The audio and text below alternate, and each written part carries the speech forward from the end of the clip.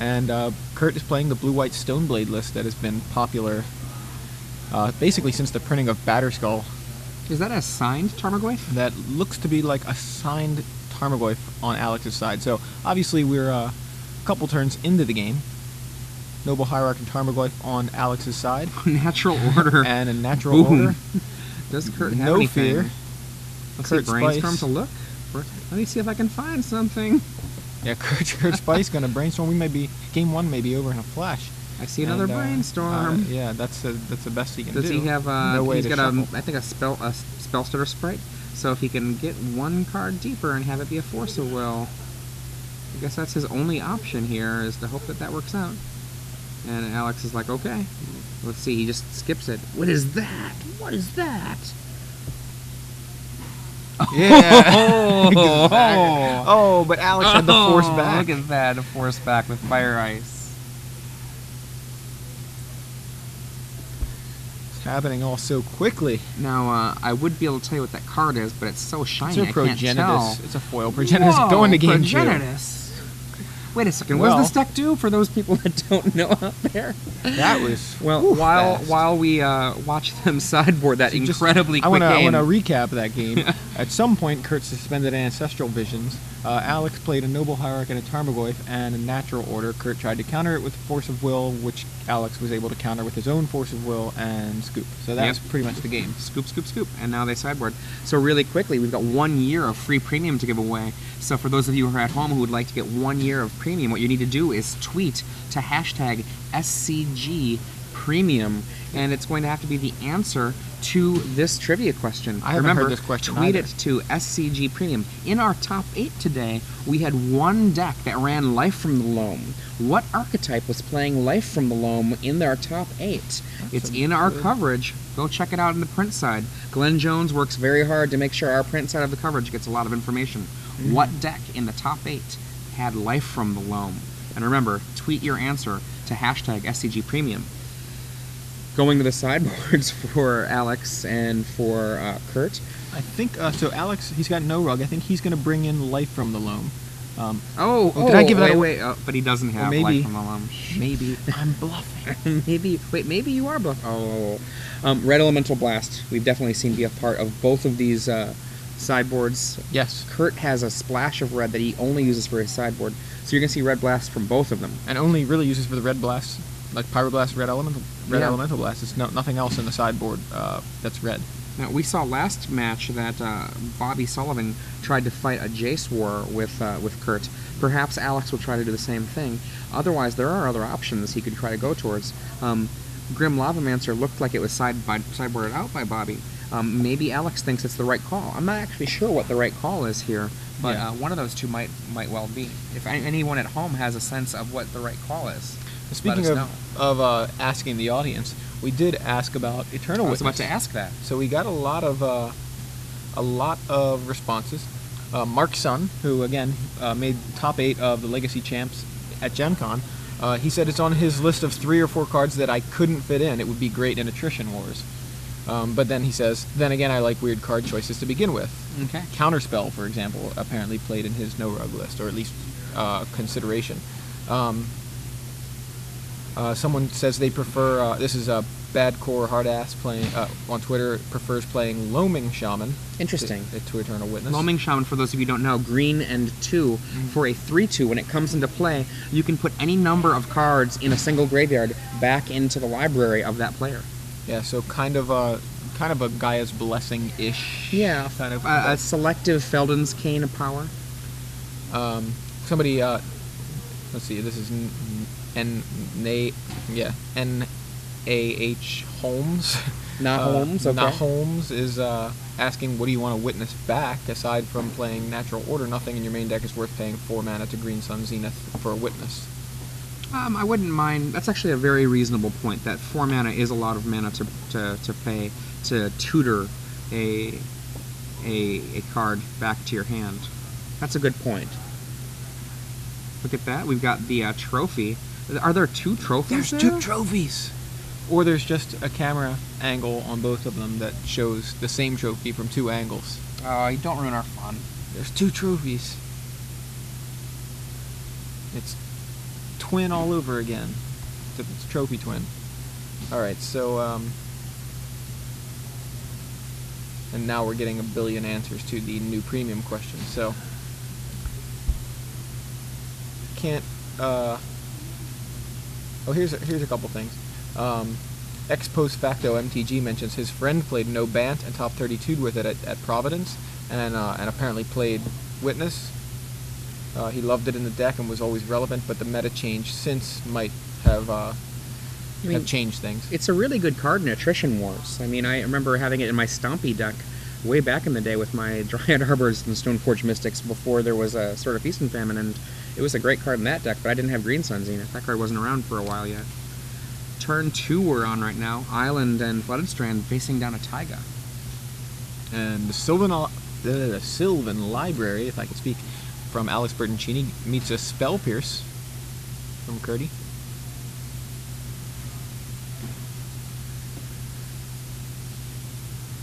Second Flooded Strand from Kurt. Cracks them both.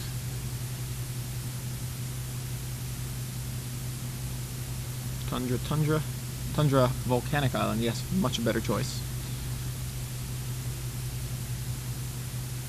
Now remember, Alex draws his card, and Kurt plays Vendilion Click, which is met with a Red Elemental Blast from Alex, and then a second Sylvan Library from Alex. He has both Sylvan Libraries available, cast them in consecutive turns, and now Kurt is faced with potential Sylvan Library on the board, which appears to have resolved. It does. Kurt untaps. Sylvan, so powerful. Now Alex, winning this gives him 20 points. And I'm not sure if he picked up any points yesterday in the Standard, but just the 20 would give him 211 points. Edgar Flores only picked up 2 points this weekend, which puts him at 216. So very Alex close. is at the very furthest 5 points off of Edgar, and might even be closer than that. So Jace the Mind Sculptor comes down from Kurt off of Riptide Lab, freshly played this turn. Brainstorms for Kurt. And now Alex draws his card for the turn, and after resolving the Sylvan Library situation, I don't know how many cards he happened to draw. He may have just put some back. There's a Green Sun Zenith. That's for 2. For 2, yeah. And we're going to see, well, let's see, he said I'm playing a Dryad Arbor also, so they're playing super quick. Tarmogoyf comes down for Alex. Look at that.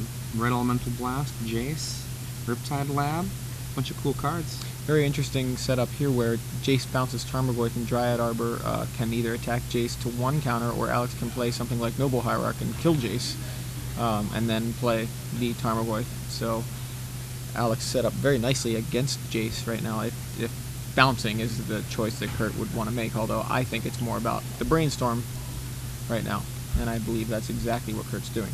You know, seeing that Sylvan Library in play makes me feel like I really wish that... I'm really excited about the possibility of playing a deck like No Rug. I know that occasionally Zoo decks have played Sylvan Library in the past, but you don't really see that much anymore. Not as much, anyway.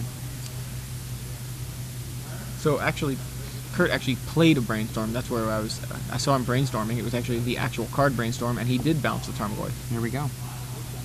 So again, Alex plays. If Alex plays a Noble Hierarch here, he can attack with the Dryad Arbor. Only 1 card from the Sylvan for Alex.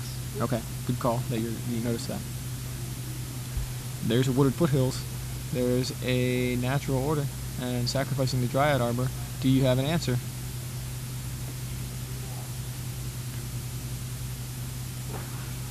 Kurt thinking. All the sacrifices, all going on. What's the word, Kurt? Bless you, bless you. Thank you. And he says, okay. Now remember, from the sideboard, Kurt has the possibility of casting Wrath of God.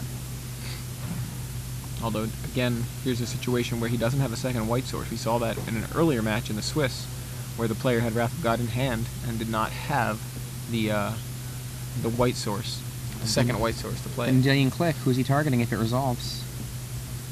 Is he Insurance targeting Alex, or is he trying to dig by targeting himself? It's Force of Will, so he doesn't get the option. And that's fine. Kurt untaps, draws, activates, I'm guessing, a Brainstorm effect from the... Yep, there it is. Oh, there's the Wrath of God. Does he have a white source to finish it off? Puts the 2 cards back.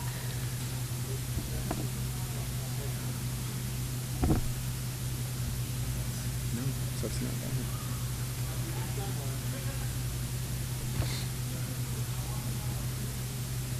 He does have a white Tundra. source. So we're going to see, very likely, a Tundra into a Wrath of God. Which is just enough to be... Notice also that he had to cast a Brainstorm to find that white source. There it is. And can Kurt resolve... Huh, interesting.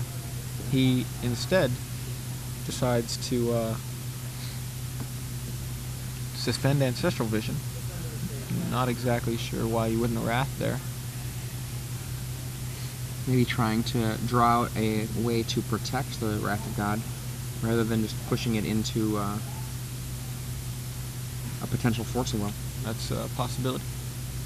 Progenitus in for 10. Drops Kurt to 8. Untaps, ticks down the Ancestral Vision. Brainstorm. There's a Brainstorm from Jace. Figures out what he wants to put back.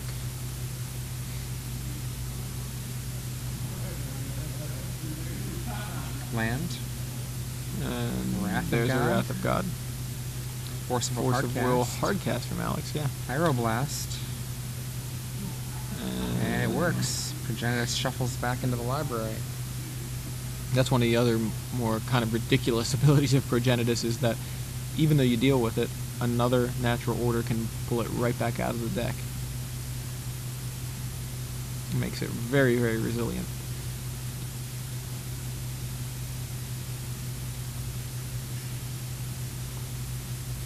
Playing around days, says Mark's son. As far as why he didn't play the Wrath of God at that point. Tarmogoyf from Alex. And Green Sun Zenith for 2? Yes. Getting another Tarmogoyf.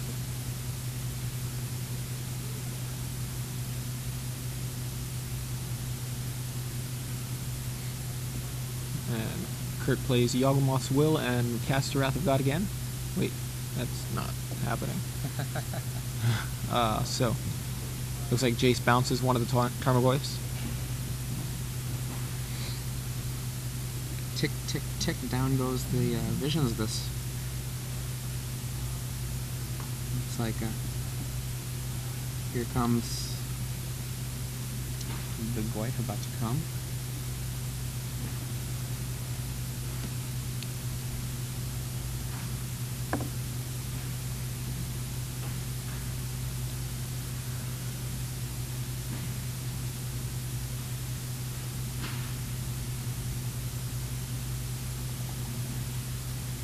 Mutavault activated. Returned to his hand after chump blocking with the Riptide Lab. Although I'm getting I just got a bit of information from another friend of mine and a friend of Kurt's, Dave Heilker, who notes he wasn't playing around days. He wanted to play with Red Elemental Blast backup, which actually makes a lot of sense since he did actually have that in his hand. Right. Which is he was doing what we both. commented He earlier. was technically doing both, although primary reason may as we have been said the Red when, Elemental Blast. just as we said when that happened, right? Like, what might be happening? Well, wanting to hold it back for the defense because he has that red blast in hand.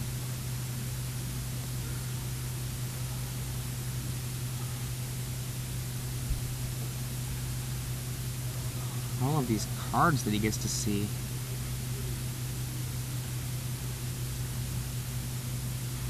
There's another Wrath.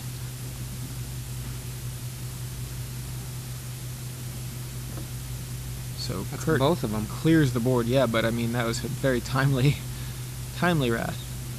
Very Alex. cool interaction between Riptide Laboratory and Mutavault that we saw a couple turns ago, where he can activate the Mutavault, chump block, block, and then use the Riptide Lab to return the Mutavault so that he doesn't actually lose the land. Another kind Draw, of cool interaction. Sylvan. Alex having access to Sylvan Library is just, He is almost out of life, though. yeah. Down to a mere 6 life, says Go. Sylvan, basically the original Sensei's Divining Top. Right. So it looks like Visions resolves, or Ancestral Vision, that is, resolves.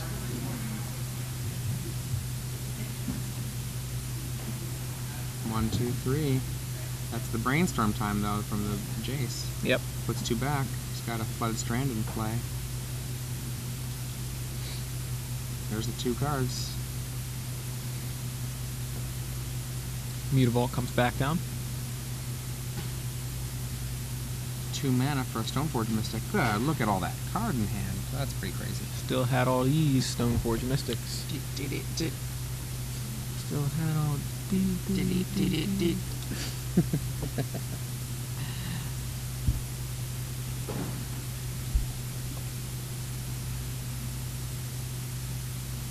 Sword of Feast and Famine is retrieved.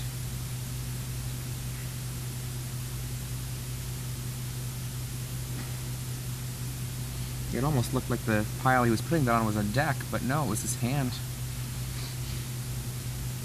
There's the sword being cast. Alex leans forward, cracks the misty rainforest.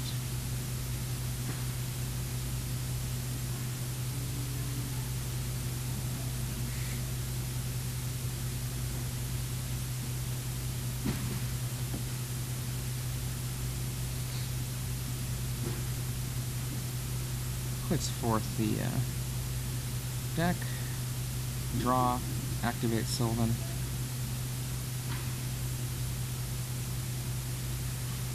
Sylvan Library, a card whose text has changed so many times, it's actually hard to remember what the current text is.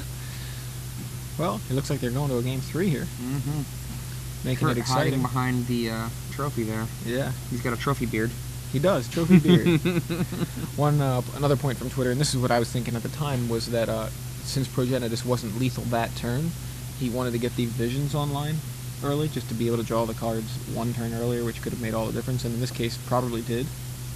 He was able to go to 8 life and stick there, knowing it wasn't lethal.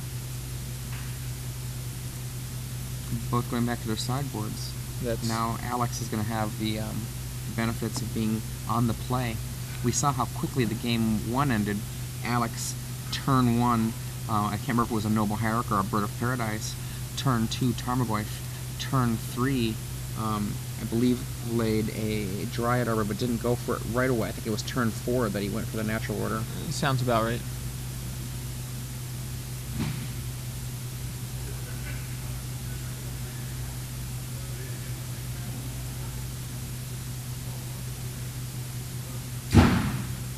And Nicholas right behind him, one of Star City Games' judges, taking away our other judge. A little swap in, I think. Nope, just a quick discussion. Alex shuffling. Kurt Spiess eyeing up the trophy. Now remember, Alex is going to come within a few points of Edgar Flores after this match. Trophy. For those of you who are just joining us, I'm Adrian Sullivan here in the booth with Joey Pasco. It has been a long 2 days of awesome Magic playing. Now, one of the things that's really great about Star City Games Live, you get a better seat in the house to watch the match than basically anybody. Yeah, absolutely. I mean, I am at these events live. Sometimes I'll walk over to a table, and generally speaking, the view from the camera is better than the view around the table, because you can't get right next to the table, but we have that overhead camera that lets you see right up close what's happening. Yeah, I'm not very tall, and so as soon as any table has a little bit of a crowd around it, I gotta try to peek through and stand on my tiptoes and see what's going on, and it's kind of like, I can't see. Forget it. I'll go watch one of the non-feature matches. Right. And that's if I want to watch it live and not from a camera view. But yeah, it's just like, it's exactly how I feel about football. You know, as cool as it is to be a game, it's an entirely different experience than than watching it at home. But I kind of prefer watching it at home because I actually can see more and understand more of what's going on watching it on television than I definitely feel the same way about professional sports. I've never understood the real thrill of the live watching. You just can't see as much, if you ask me. Actually, there's one thing I really like about live events, is that oftentimes there's really fun food. Yeah. Hot dogs generally is what I go for. I mean, there's like an electricity kind of thing in the atmosphere being at the event live. That's what's always what's cool. But as far as actually getting, as far as seeing as much as possible of the actual game, you're better off watching it. I always get so excited about the action. You know what I mean? Like another thing is I'd like one of the things my dad would always say to me, and I grew up and agree with this, is that if you're going to go to a game, bring a radio and you listen to the game on the radio, because you can hear sometimes you're sitting there watching a game and something happens, you're like, I don't really know what happened.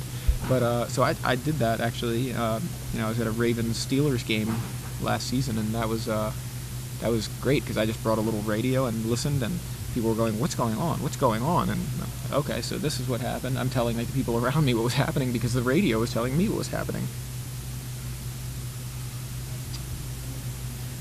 Alex looks pretty plucky here. Big smile on his face. Yeah, one thing people are noting also on Twitter, and it's definitely apparent, and this might have to do with the fact that I think these guys did some sort of prize split thing, and I think there's a lot less on the line here, and they're playing kind of fast and loose and having a good time. But Alex plays very, very quickly with his natural orders. Not quickly, but aggressively, kind of without a lot of fear. Yeah, you got it? Okay, let's see.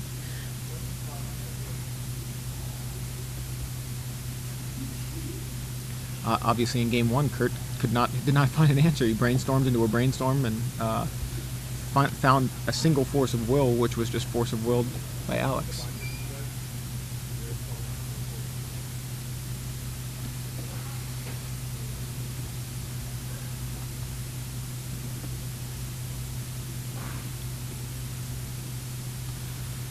There's a Stoneforge Mystic. A brainstorm from Alex met with mental misstep. Stoneforge Mystic finds Sword of Feast and Famine. Alex has 2 volcanic islands on board. To Kurt's 1 island and 1 tundra. Alex has no play. Kurt now able to potentially capitalize on this little stumble on mana from Alex. Kurt plays a Wasteland, actually maybe making it even more relevant. So yeah, he's hold up. I think I want to Wasteland your volcanic island. Yeah, Wasteland an island, volcanic island, and now violin a Sword of Feast and Famine. So far ahead right now. Brainstorm on Kurt. the main phase. Finds a Arid Mesa, or not, a Scalding Tarn, I should say. Yep. Probably just gonna play a land, equip the sword, swing in. Now the definite word here, Glenn Jones lets me know that this is indeed a split-based fight. We don't know what split they're fighting for, but officially the win has been given to Alex, and so they're playing for pride and a little bit of prizes. Whoa. Arachnus spinner. Sorry, there's just a giant spider. Yeah, I don't mean giant I don't mean spider of the just dropped 2/4 from variety. the ceiling right down in front of us. It wasn't of the 2/4 variety. Oh my goodness. Okay, Back so back to the maybe match at quite play. a lot The bigger. Sword of Feast and Famine doing some real work here. I'm not sure. Alex is like, well, what you got?